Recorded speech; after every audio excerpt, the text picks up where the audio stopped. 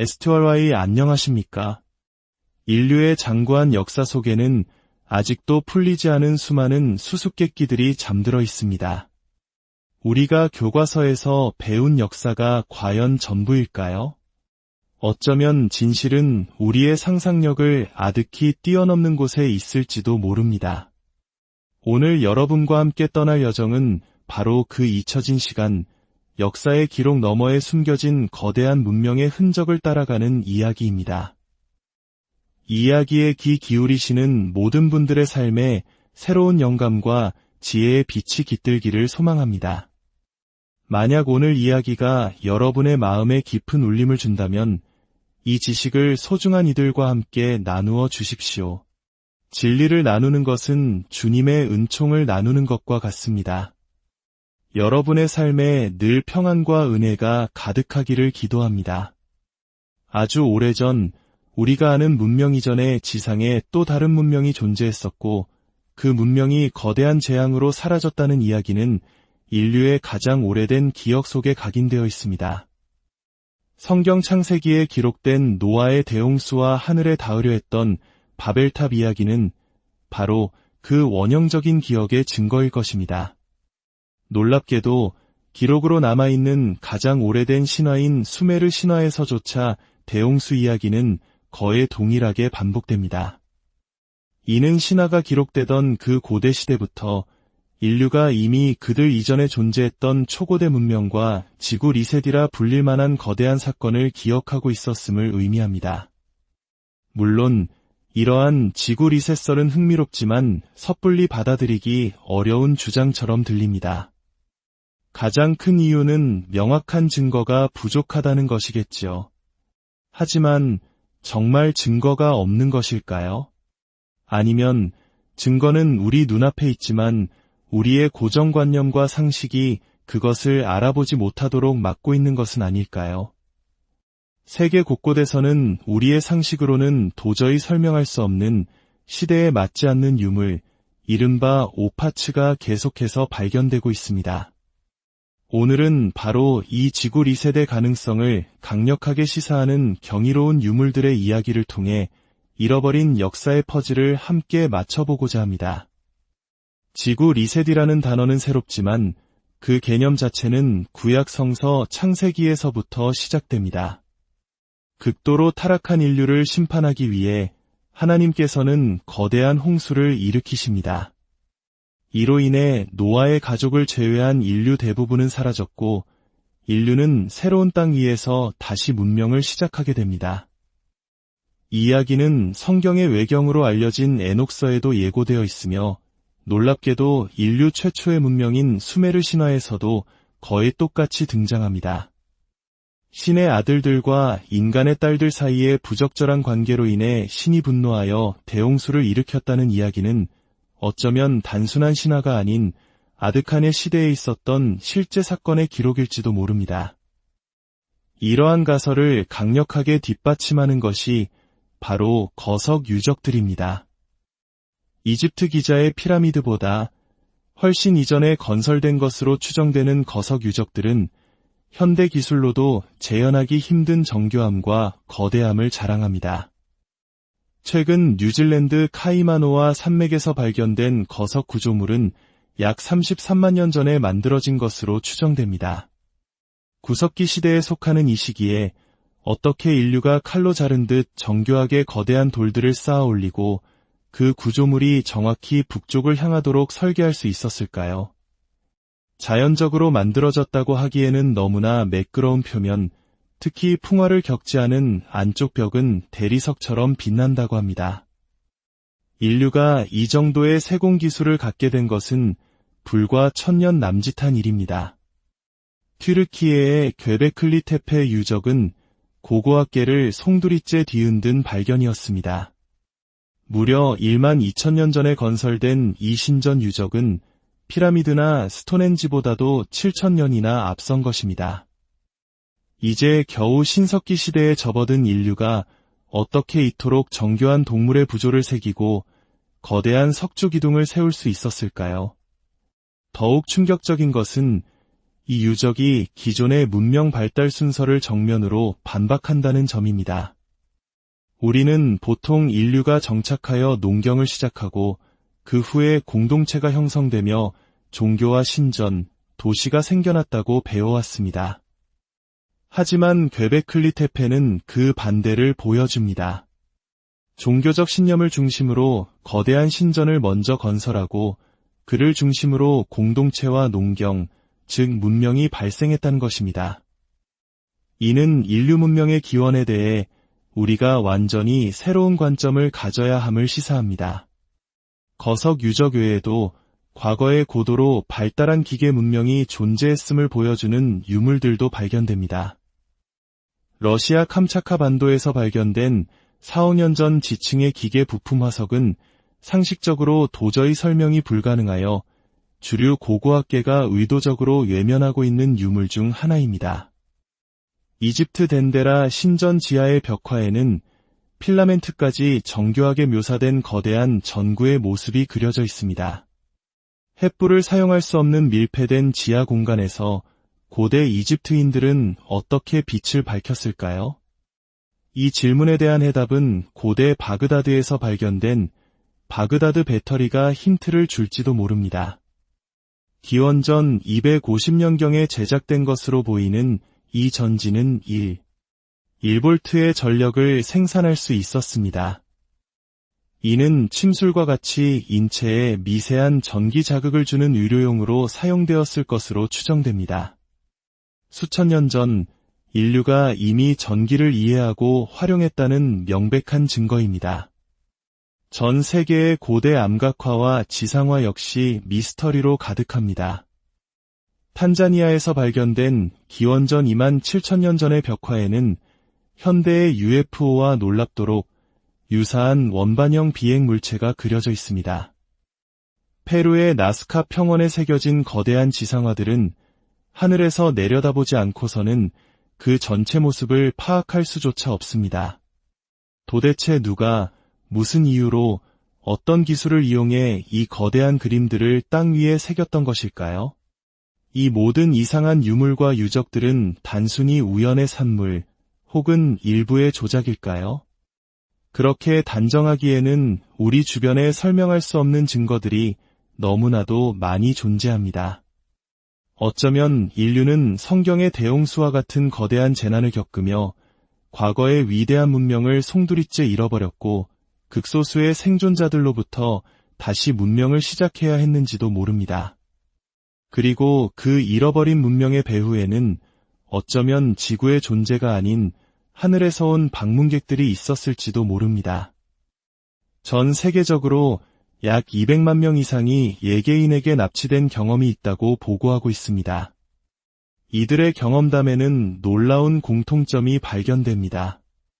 한밤중에 나타난 강렬한 빛, 기억의 공백, 그리고 몸에 남은 정체불명의 흔적.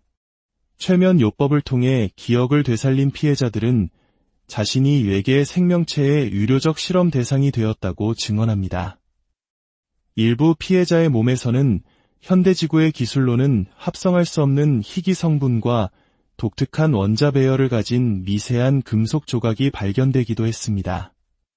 더욱 흥미로운 사실은 이들이 만난 외계인들이 고대 이집트나 메소포타미아 문명의 복식을 하고 있었다는 공통된 증언입니다.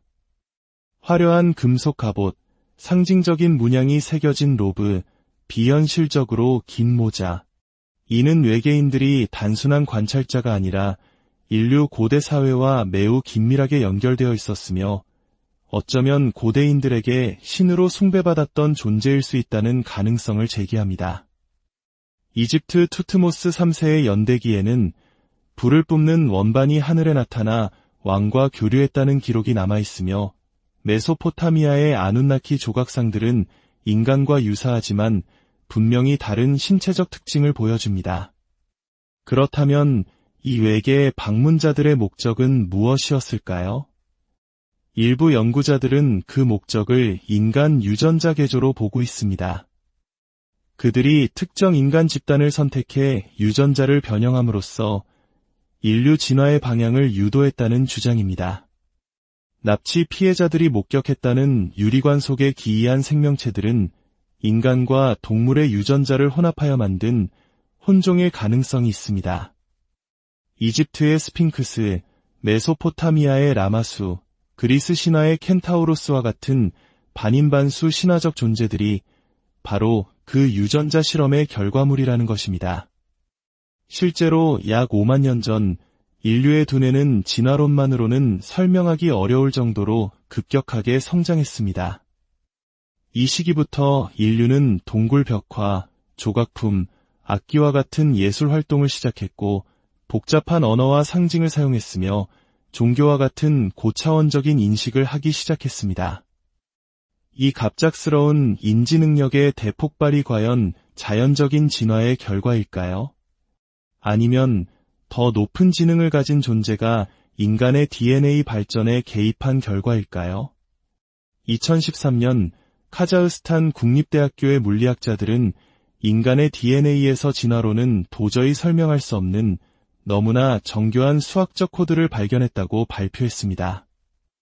이 코드는 마치 지적 생명체가 의도적으로 새겨넣은 설계도와 같았으며 특정에게 신호를 감지할 수 있는 수신기 기능까지 포함하고 있을 가능성이 제기되었습니다. 또한 인간의 혈액형, 특히 RH 혈액형의 미스터리는 이 가설에 힘을 실어줍니다.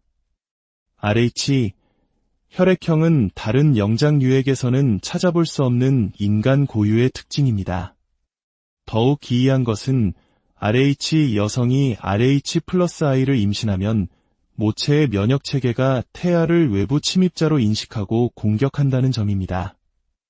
이는 자연계의 이종교배에서 나타나는 현상과 유사합니다. 인류의 약 15%는 이러한 결함을 가지고 있는 것일까요?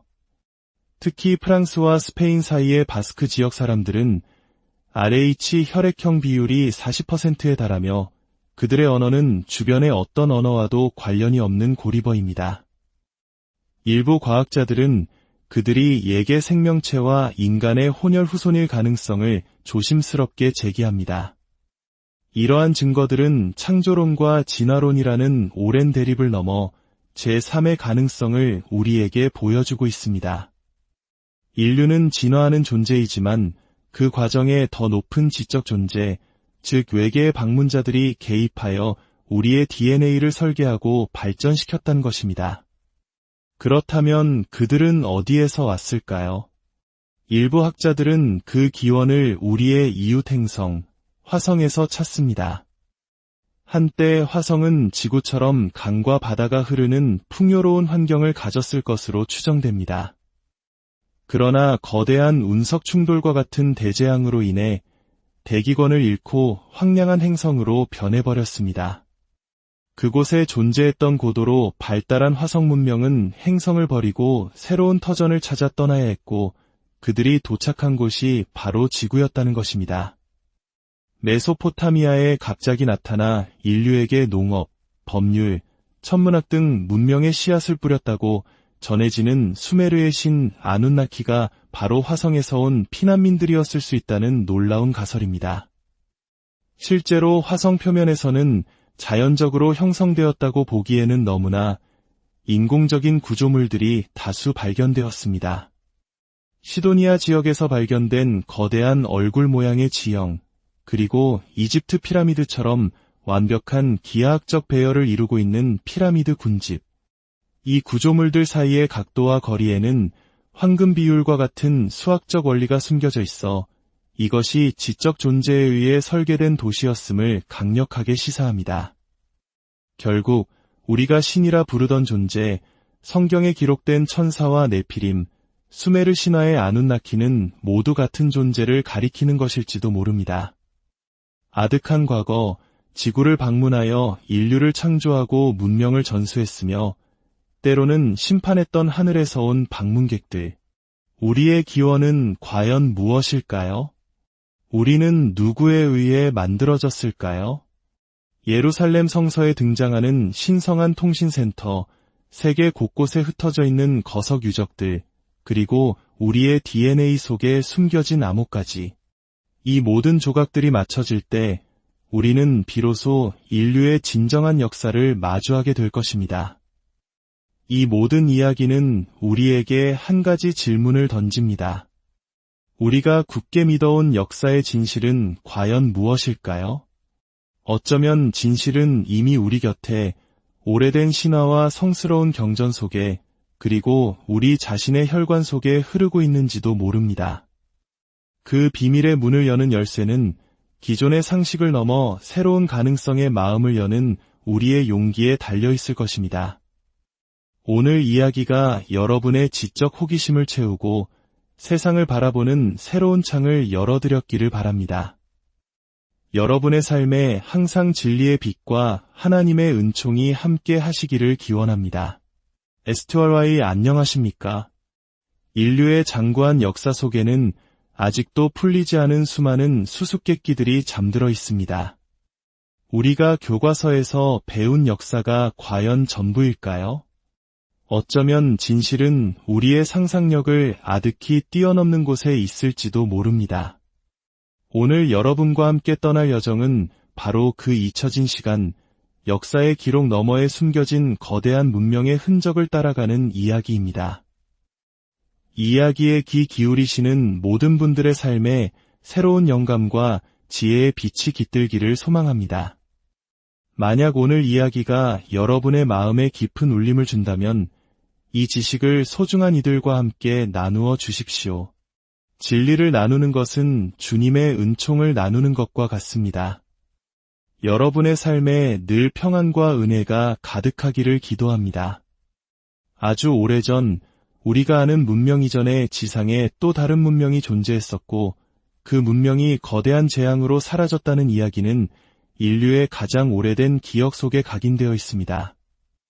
성경 창세기에 기록된 노아의 대홍수와 하늘에 닿으려 했던 바벨탑 이야기는 바로 그 원형적인 기억의 증거일 것입니다. 놀랍게도 기록으로 남아있는 가장 오래된 신화인 수메르 신화에서조차 대홍수 이야기는 거의 동일하게 반복됩니다. 이는 신화가 기록되던 그 고대 시대부터 인류가 이미 그들 이전에 존재했던 초고대 문명과 지구 리셋이라 불릴 만한 거대한 사건을 기억하고 있었음을 의미합니다. 물론 이러한 지구 리셋설은 흥미롭지만 섣불리 받아들이기 어려운 주장처럼 들립니다. 가장 큰 이유는 명확한 증거가 부족하다는 것이겠지요. 하지만 정말 증거가 없는 것일까요? 아니면 증거는 우리 눈앞에 있지만 우리의 고정관념과 상식이 그것을 알아보지 못하도록 막고 있는 것은 아닐까요? 세계 곳곳에서는 우리의 상식으로는 도저히 설명할 수 없는 시대에 맞지 않는 유물, 이른바 오파츠가 계속해서 발견되고 있습니다. 오늘은 바로 이 지구 리셋의 가능성을 강력하게 시사하는 경이로운 유물들의 이야기를 통해 잃어버린 역사의 퍼즐을 함께 맞춰보고자 합니다. 지구 리셋이라는 단어는 새롭지만 그 개념 자체는 구약 성서 창세기에서부터 시작됩니다. 극도로 타락한 인류를 심판하기 위해 하나님께서는 거대한 홍수를 일으키십니다. 이로 인해 노아의 가족을 제외한 인류 대부분은 사라졌고 인류는 새로운 땅 위에서 다시 문명을 시작하게 됩니다. 이 이야기는 성경의 외경으로 알려진 에녹서에도 예고되어 있으며 놀랍게도 인류 최초의 문명인 수메르 신화에서도 거의 똑같이 등장합니다. 신의 아들들과 인간의 딸들 사이의 부적절한 관계로 인해 신이 분노하여 대홍수를 일으켰다는 이야기는 어쩌면 단순한 신화가 아닌 아드칸의 시대에 있었던 실제 사건의 기록일지도 모릅니다. 이러한 가설을 강력하게 뒷받침하는 것이 바로 거석 유적들입니다. 이집트 기자의 피라미드보다 훨씬 이전에 건설된 것으로 추정되는 거석 유적들은 현대 기술로도 재현하기 힘든 정교함과 거대함을 자랑합니다. 최근 뉴질랜드 카이마노아 산맥에서 발견된 거석 구조물은 약 33만 년 전에 만들어진 것으로 추정됩니다.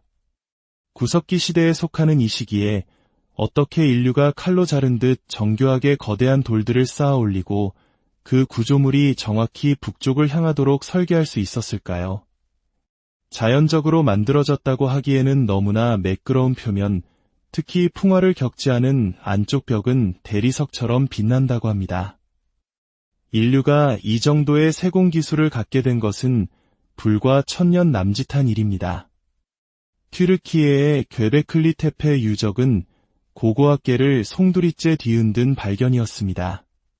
무려 1만 2000년 전에 건설된 이 신전 유적은 피라미드나 스톤헨지보다도 7000년이나 앞선 것입니다. 이제 겨우 신석기 시대에 접어든 인류가 어떻게 이토록 정교한 동물의 부조를 새기고 거대한 석조 기둥을 세울 수 있었을까요? 더욱 충격적인 것은 이 유적이 기존의 문명 발달 순서를 정면으로 반박한다는 점입니다. 우리는 보통 인류가 정착하여 농경을 시작하고 그 후에 공동체가 형성되며 종교와 신전, 도시가 생겨났다고 배워왔습니다. 하지만 괴베클리 테페는 그 반대를 보여줍니다. 종교적 신념을 중심으로 거대한 신전을 먼저 건설하고 그를 중심으로 공동체와 농경, 즉 문명이 발생했다는 것입니다. 이는 인류 문명의 기원에 대해 우리가 완전히 새로운 관점을 가져야 함을 시사합니다. 거석 유적 외에도 과거의 고도로 발달한 기계 문명이 존재했음을 보여주는 유물들도 발견됩니다. 러시아 캄차카 반도에서 발견된 4, 5년 전 지층의 기계 부품 화석은 상식적으로 도저히 설명이 불가능하여 주류 고고학계가 의도적으로 외면하고 있는 유물 중 하나입니다. 이집트 덴데라 신전 지하의 벽화에는 필라멘트까지 정교하게 묘사된 거대한 전구의 모습이 그려져 있습니다. 햇불을 사용할 수 없는 밀폐된 지하 공간에서 고대 이집트인들은 어떻게 빛을 밝혔을까요? 이 질문에 대한 해답은 고대 바그다드에서 발견된 바그다드 배터리가 힌트를 줄지도 모릅니다. 기원전 250년경에 제작된 것으로 보이는 이 전지는 1볼트의 전력을 생산할 수 있었습니다. 이는 침술과 같이 인체에 미세한 전기 자극을 주는 의료용으로 사용되었을 것으로 추정됩니다. 수천 년 전 인류가 이미 전기를 이해하고 활용했다는 명백한 증거입니다. 전 세계의 고대 암각화와 지상화 역시 미스터리로 가득합니다. 탄자니아에서 발견된 기원전 2만 7천년 전의 벽화에는 현대의 UFO와 놀랍도록 유사한 원반형 비행 물체가 그려져 있습니다. 페루의 나스카 평원에 새겨진 거대한 지상화들은 하늘에서 내려다보지 않고서는 그 전체 모습을 파악할 수조차 없습니다. 도대체 누가 무슨 이유로 어떤 기술을 이용해 이 거대한 그림들을 땅 위에 새겼던 것일까요? 이 모든 이상한 유물과 유적들은 단순히 우연의 산물 혹은 일부의 조작일까요? 그렇게 단정하기에는 우리 주변에 설명할 수 없는 증거들이 너무나도 많이 존재합니다. 어쩌면 인류는 성경의 대홍수와 같은 거대한 재난을 겪으며 과거의 위대한 문명을 송두리째 잃어버렸고 극소수의 생존자들로부터 다시 문명을 시작해야 했는지도 모릅니다. 그리고 그 잃어버린 문명의 배후에는 어쩌면 지구의 존재가 아닌 하늘에서 온 방문객들이 있었을지도 모릅니다. 전 세계적으로 약 200만 명 이상이 예개인에게 납치된 경험이 있다고 보고하고 있습니다. 이들의 경험담에는 놀라운 공통점이 발견됩니다. 한밤중에 나타난 강렬한 빛, 기억의 공백, 그리고 몸에 남은 정체불명의 흔적. 최면 요법을 통해 기억을 되살린 피해자들은 자신이 외계 생명체의 의료적 실험 대상이 되었다고 증언합니다. 일부 피해자의 몸에서는 현대지구의 기술로는 합성할 수 없는 희귀 성분과 독특한 원자 배열을 가진 미세한 금속 조각이 발견되기도 했습니다. 더욱 흥미로운 사실은 이들이 만난 외계인들이 고대 이집트나 메소포타미아 문명의 복식을 하고 있었다는 공통된 증언입니다. 화려한 금속 갑옷, 상징적인 문양이 새겨진 로브, 비현실적으로 긴 모자. 이는 외계인들이 단순한 관찰자가 아니라 인류 고대 사회와 매우 긴밀하게 연결되어 있었으며 어쩌면 고대인들에게 신으로 숭배받았던 존재일 수 있다는 가능성을 제기합니다. 이집트 투트모스 3세의 연대기에는 불을 뿜는 원반이 하늘에 나타나 왕과 교류했다는 기록이 남아있으며 메소포타미아의 아눈나키 조각상들은 인간과 유사하지만 분명히 다른 신체적 특징을 보여줍니다. 그렇다면 이 외계의 방문자들의 목적은 무엇이었을까요? 일부 연구자들은 그 목적을 인간 유전자 개조로 보고 있습니다. 그들이 특정 인간 집단을 선택해 유전자를 변형함으로써 인류 진화의 방향을 유도했다는 주장입니다. 납치 피해자들이 목격했다는 유리관 속의 기이한 생명체들은 인간과 동물의 유전자를 혼합하여 만든 혼종일 가능성이 있습니다. 이집트의 스핑크스, 메소포타미아의 라마수, 그리스 신화의 켄타우로스와 같은 반인반수 신화적 존재들이 바로 그 유전자 실험의 결과물이라는 것입니다. 실제로 약 5만 년 전 인류의 두뇌는 진화론만으로는 설명하기 어려울 정도로 급격하게 성장했습니다. 이 시기부터 인류는 동굴 벽화, 조각품, 악기와 같은 예술 활동을 시작했고 복잡한 언어와 상징을 사용했으며 종교와 같은 고차원적인 인식을 하기 시작했습니다. 이 갑작스러운 인지 능력의 대폭발이 과연 자연적인 진화의 결과일까요? 아니면 더 높은 지능을 가진 존재가 인간의 DNA 발전에 개입한 결과일까요? 2013년 카자흐스탄 국립대학교의 물리학자들은 인간의 DNA에서 진화론은 도저히 설명할 수 없는 너무나 정교한 수학적 코드를 발견했다고 발표했습니다. 이 코드는 마치 지적 생명체가 의도적으로 새겨넣은 설계도와 같았으며 특정에게 신호를 감지할 수 있는 수신기 기능까지 포함하고 있을 가능성이 제기되었습니다. 또한 인간의 혈액형, 특히 RH 혈액형의 미스터리는 이 가설에 힘을 실어줍니다. RH, 혈액형은 다른 영장류액에서는 찾아볼 수 없는 인간 고유의 특징입니다. 더욱 기이한 것은 RH 여성이 RH 플러스 I를 임신하면 모체의 면역체계가 태아를 외부 침입자로 인식하고 공격한다는 점입니다. 이는 자연계의 이종교배에서 나타나는 현상과 유사합니다. 인류의 약 15%는 이러한 결함을 가지고 있는 것일까요? 특히 프랑스와 스페인 사이의 바스크 지역 사람들은 RH 혈액형 비율이 40%에 달하며 그들의 언어는 주변의 어떤 언어와도 관련이 없는 고리버입니다. 일부 과학자들은 그들이 예계 생명체와 인간의 혼혈 후손일 가능성을 조심스럽게 제기합니다. 이러한 증거들은 창조론과 진화론이라는 오랜 대립을 넘어 제3의 가능성을 우리에게 보여주고 있습니다. 인류는 진화하는 존재이지만 그 과정에 더 높은 지적 존재, 즉 외계의 방문자들이 개입하여 우리의 DNA를 설계하고 발전시켰다는 것입니다. 그렇다면 그들은 어디에서 왔을까요? 일부 학자들은 그 기원을 우리의 이웃 행성, 화성에서 찾습니다. 한때 화성은 지구처럼 강과 바다가 흐르는 풍요로운 환경을 가졌을 것으로 추정됩니다. 그러나 거대한 운석 충돌과 같은 대재앙으로 인해 대기권을 잃고 황량한 행성으로 변해버렸습니다. 그곳에 존재했던 고도로 발달한 화성 문명은 행성을 버리고 새로운 터전을 찾아 떠나야 했고 그들이 도착한 곳이 바로 지구였다는 것입니다.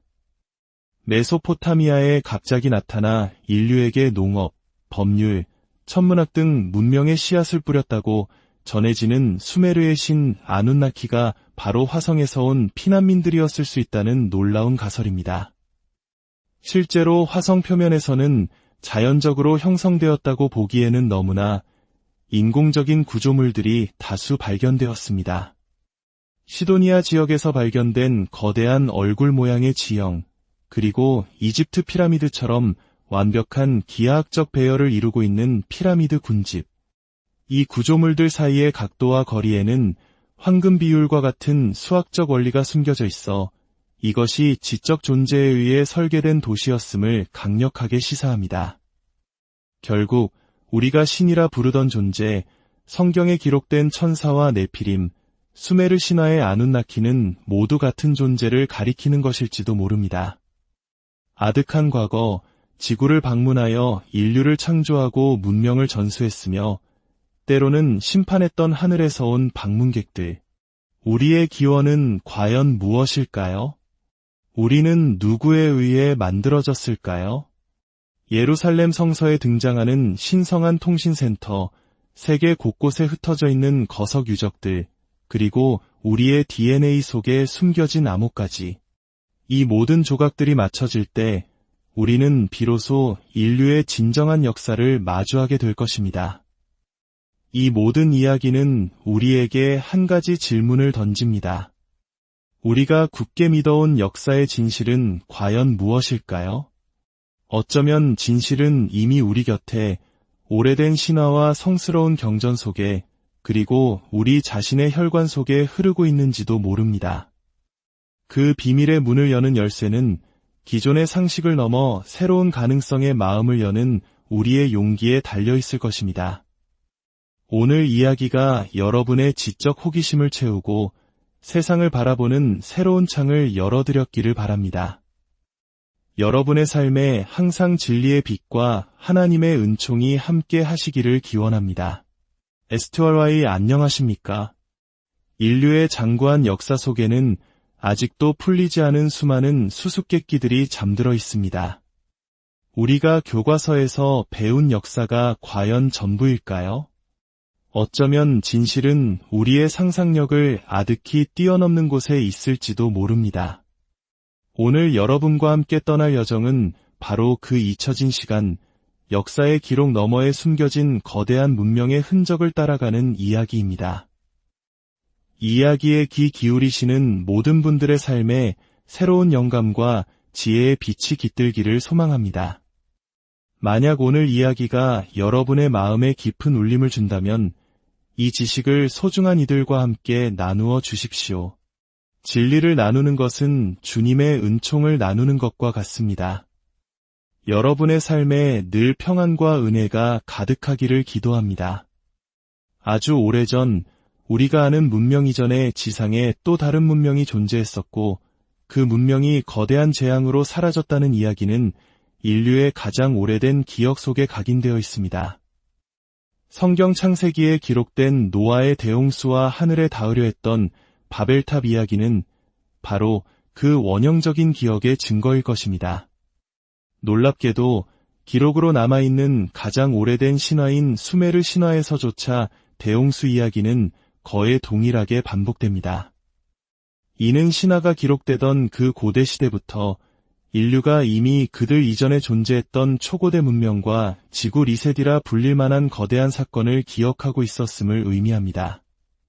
물론 이러한 지구 리셋설은 흥미롭지만 섣불리 받아들이기 어려운 주장처럼 들립니다.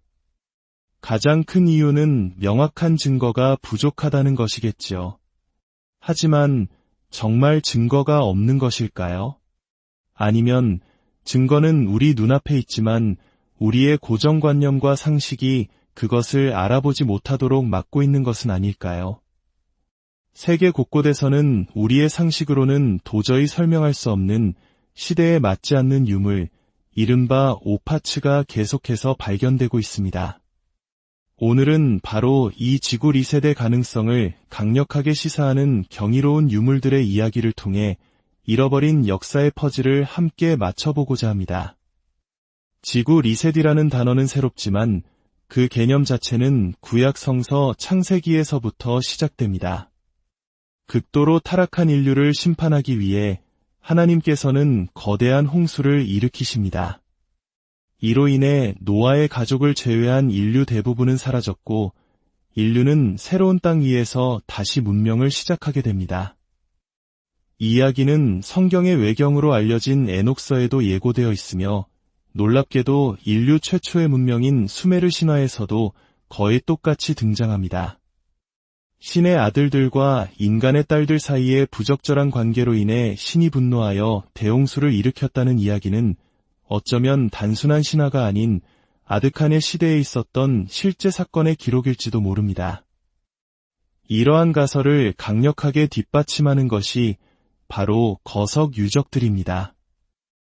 이집트 기자의 피라미드보다 훨씬 이전에 건설된 것으로 추정되는 거석 유적들은 현대 기술로도 재현하기 힘든 정교함과 거대함을 자랑합니다. 최근 뉴질랜드 카이마노아 산맥에서 발견된 거석 구조물은 약 33만 년 전에 만들어진 것으로 추정됩니다.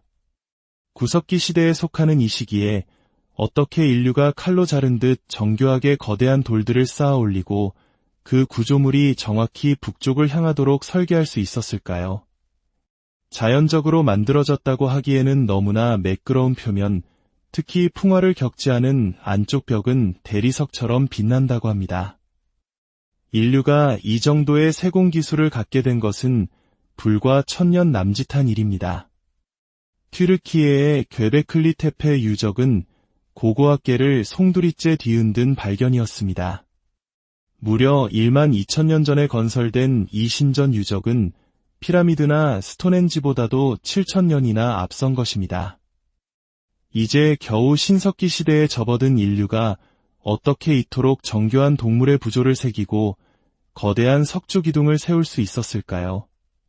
더욱 충격적인 것은 이 유적이 기존의 문명 발달 순서를 정면으로 반박한다는 점입니다. 우리는 보통 인류가 정착하여 농경을 시작하고 그 후에 공동체가 형성되며 종교와 신전, 도시가 생겨났다고 배워왔습니다. 하지만 괴베클리 테페는 그 반대를 보여줍니다. 종교적 신념을 중심으로 거대한 신전을 먼저 건설하고 그를 중심으로 공동체와 농경, 즉 문명이 발생했다는 것입니다. 이는 인류 문명의 기원에 대해 우리가 완전히 새로운 관점을 가져야 함을 시사합니다. 거석 유적 외에도 과거의 고도로 발달한 기계 문명이 존재했음을 보여주는 유물들도 발견됩니다. 러시아 캄차카 반도에서 발견된 4, 5년 전 지층의 기계 부품 화석은 상식적으로 도저히 설명이 불가능하여 주류 고고학계가 의도적으로 외면하고 있는 유물 중 하나입니다. 이집트 덴데라 신전 지하의 벽화에는 필라멘트까지 정교하게 묘사된 거대한 전구의 모습이 그려져 있습니다. 햇불을 사용할 수 없는 밀폐된 지하 공간에서 고대 이집트인들은 어떻게 빛을 밝혔을까요?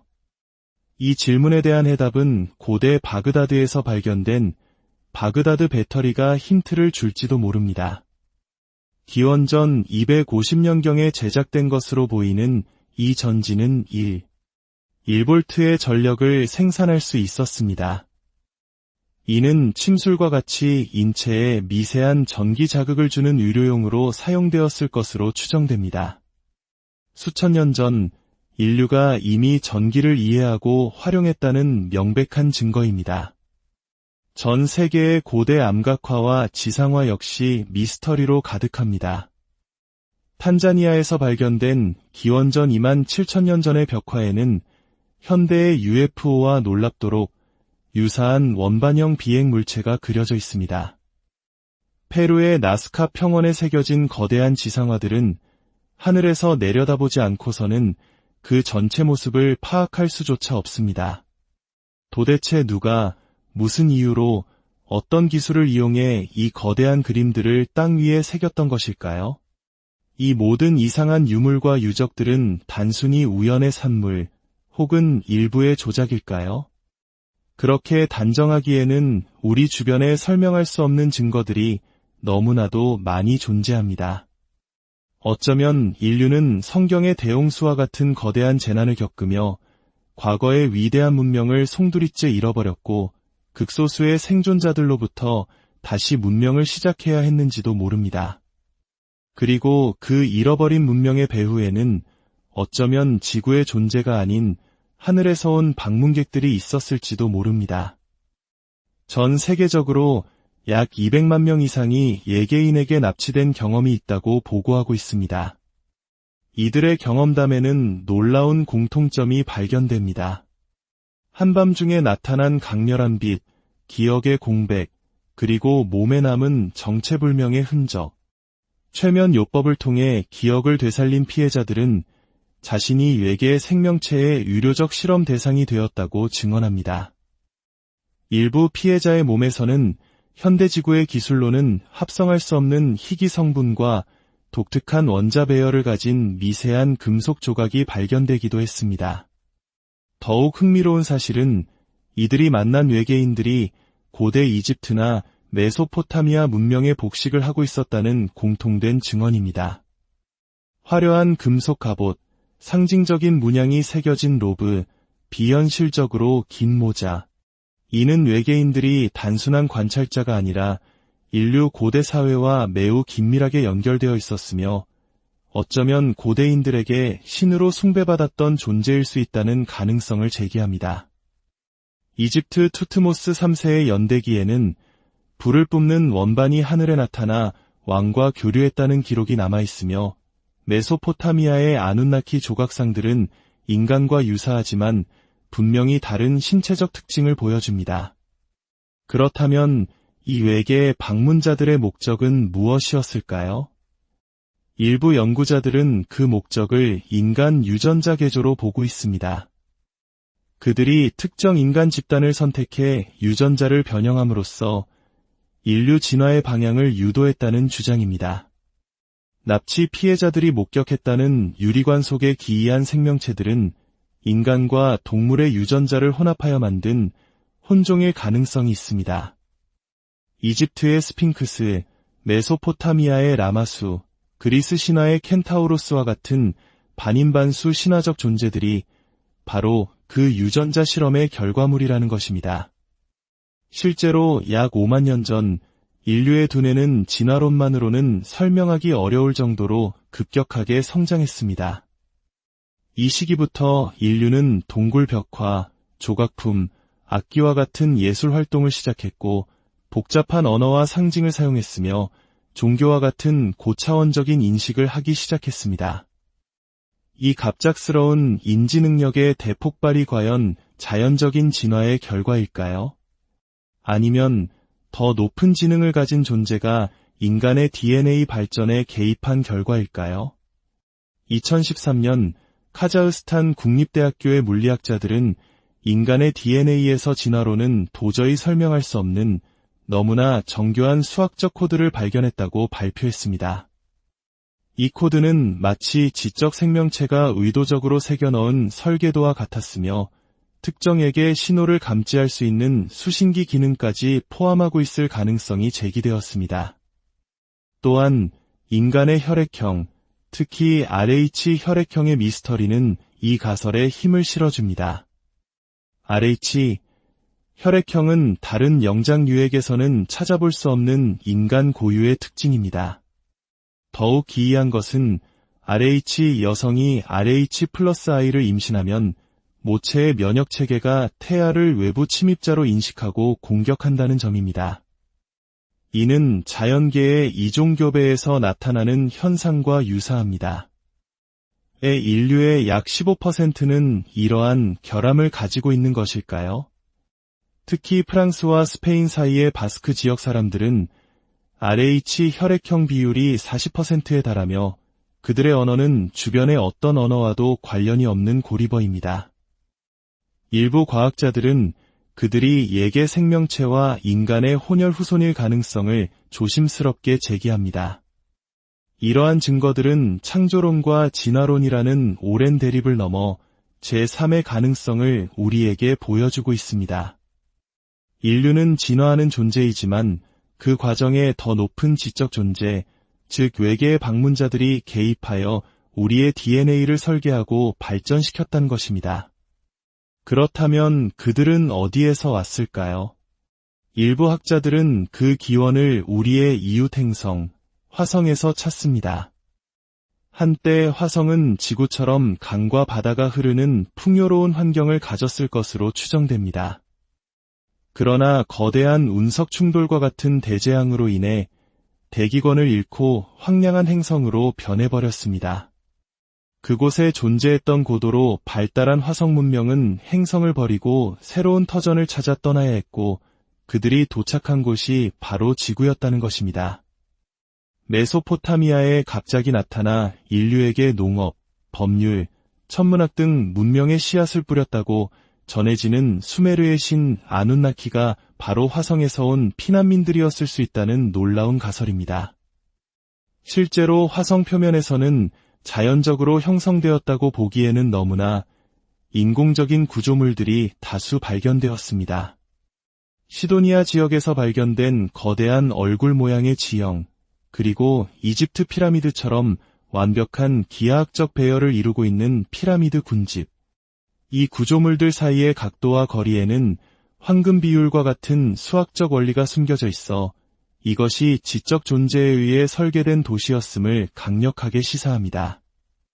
결국 우리가 신이라 부르던 존재, 성경에 기록된 천사와 네피림, 수메르 신화의 아눈나키는 모두 같은 존재를 가리키는 것일지도 모릅니다. 아득한 과거, 지구를 방문하여 인류를 창조하고 문명을 전수했으며 때로는 심판했던 하늘에서 온 방문객들. 우리의 기원은 과연 무엇일까요? 우리는 누구에 의해 만들어졌을까요? 예루살렘 성서에 등장하는 신성한 통신센터, 세계 곳곳에 흩어져 있는 거석 유적들, 그리고 우리의 DNA 속에 숨겨진 암호까지. 이 모든 조각들이 맞춰질 때 우리는 비로소 인류의 진정한 역사를 마주하게 될 것입니다. 이 모든 이야기는 우리에게 한 가지 질문을 던집니다. 우리가 굳게 믿어온 역사의 진실은 과연 무엇일까요? 어쩌면 진실은 이미 우리 곁에 오래된 신화와 성스러운 경전 속에 그리고 우리 자신의 혈관 속에 흐르고 있는지도 모릅니다.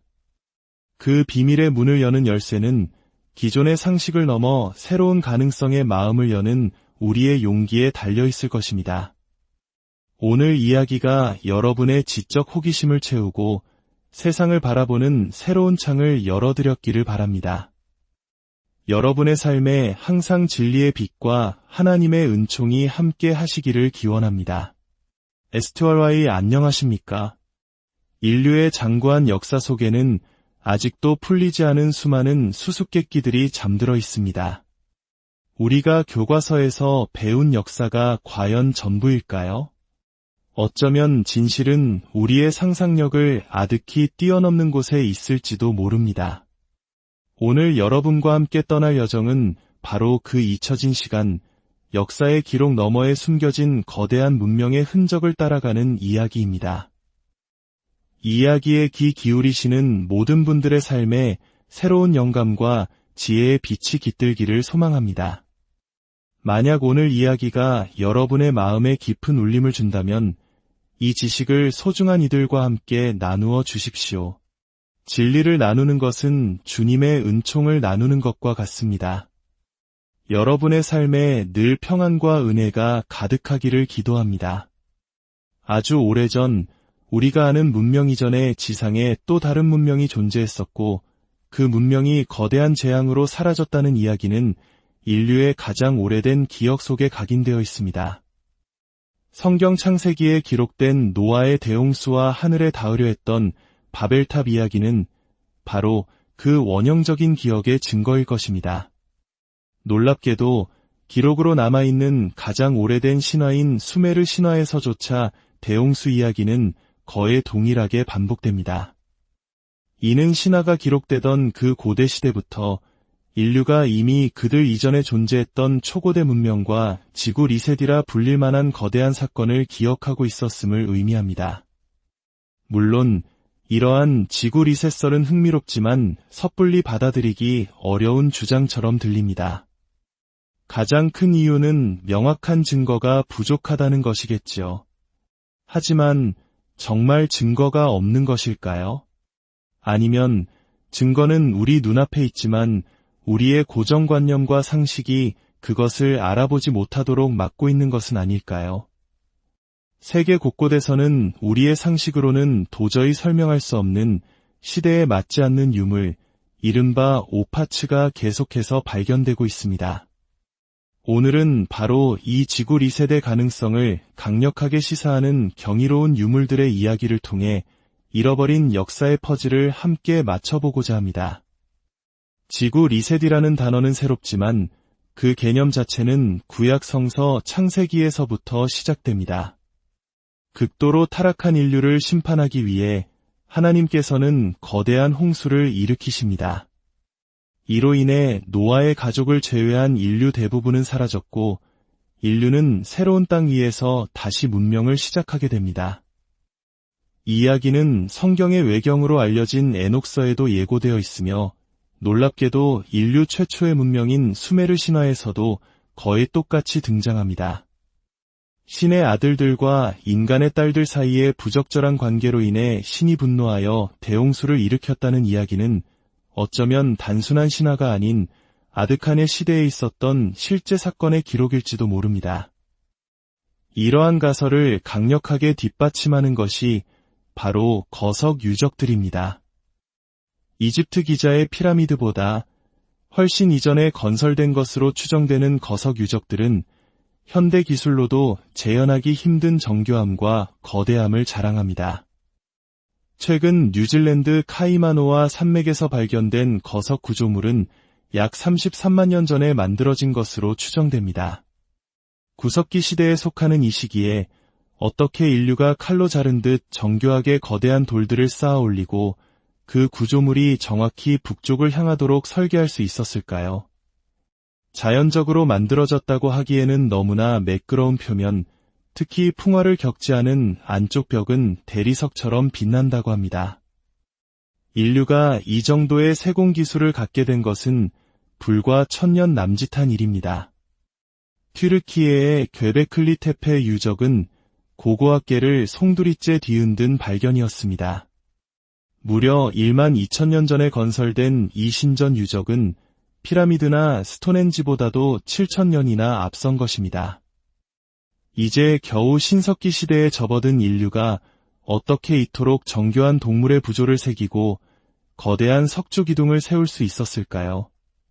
더욱 충격적인 것은 이 유적이 기존의 문명 발달 순서를 정면으로 반박한다는 점입니다. 우리는 보통 인류가 정착하여 농경을 시작하고 그 후에 공동체가 형성되며 종교와 신전, 도시가 생겨났다고 배워왔습니다. 하지만 괴베클리 테페는 그 반대를 보여줍니다. 종교적 신념을 중심으로 거대한 신전을 먼저 건설하고 그를 중심으로 공동체와 농경, 즉 문명이 발생했다는 것입니다. 이는 인류 문명의 기원에 대해 우리가 완전히 새로운 관점을 가져야 함을 시사합니다. 거석 유적 외에도 과거의 고도로 발달한 기계 문명이 존재했음을 보여주는 유물들도 발견됩니다. 러시아 캄차카 반도에서 발견된 4, 5년 전 지층의 기계 부품 화석은 상식적으로 도저히 설명이 불가능하여 주류 고고학계가 의도적으로 외면하고 있는 유물 중 하나입니다. 이집트 덴데라 신전 지하의 벽화에는 필라멘트까지 정교하게 묘사된 거대한 전구의 모습이 그려져 있습니다. 횃불을 사용할 수 없는 밀폐된 지하 공간에서 고대 이집트인들은 어떻게 빛을 밝혔을까요? 이 질문에 대한 해답은 고대 바그다드에서 발견된 바그다드 배터리가 힌트를 줄지도 모릅니다. 기원전 250년경에 제작된 것으로 보이는 이 전지는 1볼트의 전력을 생산할 수 있었습니다. 이는 침술과 같이 인체에 미세한 전기 자극을 주는 의료용으로 사용되었을 것으로 추정됩니다. 수천 년 전 인류가 이미 전기를 이해하고 활용했다는 명백한 증거입니다. 전 세계의 고대 암각화와 지상화 역시 미스터리로 가득합니다. 탄자니아에서 발견된 기원전 2만 7천년 전의 벽화에는 현대의 UFO와 놀랍도록 유사한 원반형 비행 물체가 그려져 있습니다. 페루의 나스카 평원에 새겨진 거대한 지상화들은 하늘에서 내려다보지 않고서는 그 전체 모습을 파악할 수조차 없습니다. 도대체 누가 무슨 이유로 어떤 기술을 이용해 이 거대한 그림들을 땅 위에 새겼던 것일까요? 이 모든 이상한 유물과 유적들은 단순히 우연의 산물 혹은 일부의 조작일까요?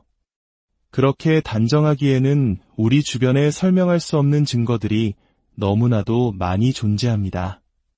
어쩌면 인류는 성경의 대홍수와 같은 거대한 재난을 겪으며 과거의 위대한 문명을 송두리째 잃어버렸고 극소수의 생존자들로부터 다시 문명을 시작해야 했는지도 모릅니다. 그리고 그 잃어버린 문명의 배후에는 어쩌면 지구의 존재가 아닌 하늘에서 온 방문객들이 있었을지도 모릅니다. 전 세계적으로 약 200만 명 이상이 예개인에게 납치된 경험이 있다고 보고하고 있습니다. 이들의 경험담에는 놀라운 공통점이 발견됩니다. 한밤중에 나타난 강렬한 빛, 기억의 공백, 그리고 몸에 남은 정체불명의 흔적. 최면 요법을 통해 기억을 되살린 피해자들은 자신이 외계 생명체의 유료적 실험 대상이 되었다고 증언합니다. 일부 피해자의 몸에서는 현대지구의 기술로는 합성할 수 없는 희귀 성분과 독특한 원자 배열을 가진 미세한 금속 조각이 발견되기도 했습니다. 더욱 흥미로운 사실은 이들이 만난 외계인들이 고대 이집트나 메소포타미아 문명의 복식을 하고 있었다는 공통된 증언입니다. 화려한 금속 갑옷, 상징적인 문양이 새겨진 로브, 비현실적으로 긴 모자. 이는 외계인들이 단순한 관찰자가 아니라 인류 고대 사회와 매우 긴밀하게 연결되어 있었으며 어쩌면 고대인들에게 신으로 숭배받았던 존재일 수 있다는 가능성을 제기합니다. 이집트 투트모스 3세의 연대기에는 불을 뿜는 원반이 하늘에 나타나 왕과 교류했다는 기록이 남아있으며 메소포타미아의 아눈나키 조각상들은 인간과 유사하지만 분명히 다른 신체적 특징을 보여줍니다. 그렇다면 이 외계 방문자들의 목적은 무엇이었을까요? 일부 연구자들은 그 목적을 인간 유전자 개조로 보고 있습니다. 그들이 특정 인간 집단을 선택해 유전자를 변형함으로써 인류 진화의 방향을 유도했다는 주장입니다. 납치 피해자들이 목격했다는 유리관 속의 기이한 생명체들은 인간과 동물의 유전자를 혼합하여 만든 혼종일 가능성이 있습니다. 이집트의 스핑크스, 메소포타미아의 라마수, 그리스 신화의 켄타우로스와 같은 반인반수 신화적 존재들이 바로 그 유전자 실험의 결과물이라는 것입니다. 실제로 약 5만 년 전 인류의 두뇌는 진화론만으로는 설명하기 어려울 정도로 급격하게 성장했습니다. 이 시기부터 인류는 동굴 벽화, 조각품, 악기와 같은 예술 활동을 시작했고 복잡한 언어와 상징을 사용했으며 종교와 같은 고차원적인 인식을 하기 시작했습니다. 이 갑작스러운 인지 능력의 대폭발이 과연 자연적인 진화의 결과일까요? 아니면 더 높은 지능을 가진 존재가 인간의 DNA 발전에 개입한 결과일까요? 2013년 카자흐스탄 국립대학교의 물리학자들은 인간의 DNA에서 진화론은 도저히 설명할 수 없는 너무나 정교한 수학적 코드를 발견했다고 발표했습니다. 이 코드는 마치 지적 생명체가 의도적으로 새겨넣은 설계도와 같았으며 특정에게 신호를 감지할 수 있는 수신기 기능까지 포함하고 있을 가능성이 제기되었습니다. 또한 인간의 혈액형, 특히 RH 혈액형의 미스터리는 이 가설에 힘을 실어줍니다. RH, 혈액형은 다른 영장류액에서는 찾아볼 수 없는 인간 고유의 특징입니다. 더욱 기이한 것은 RH 여성이 RH 플러스 I를 임신하면 모체의 면역체계가 태아를 외부 침입자로 인식하고 공격한다는 점입니다. 이는 자연계의 이종교배에서 나타나는 현상과 유사합니다. 인류의 약 15%는 이러한 결함을 가지고 있는 것일까요? 특히 프랑스와 스페인 사이의 바스크 지역 사람들은 RH 혈액형 비율이 40%에 달하며 그들의 언어는 주변의 어떤 언어와도 관련이 없는 고리버입니다. 일부 과학자들은 그들이 예계 생명체와 인간의 혼혈 후손일 가능성을 조심스럽게 제기합니다. 이러한 증거들은 창조론과 진화론이라는 오랜 대립을 넘어 제3의 가능성을 우리에게 보여주고 있습니다. 인류는 진화하는 존재이지만 그 과정에 더 높은 지적 존재, 즉 외계의 방문자들이 개입하여 우리의 DNA를 설계하고 발전시켰다는 것입니다. 그렇다면 그들은 어디에서 왔을까요? 일부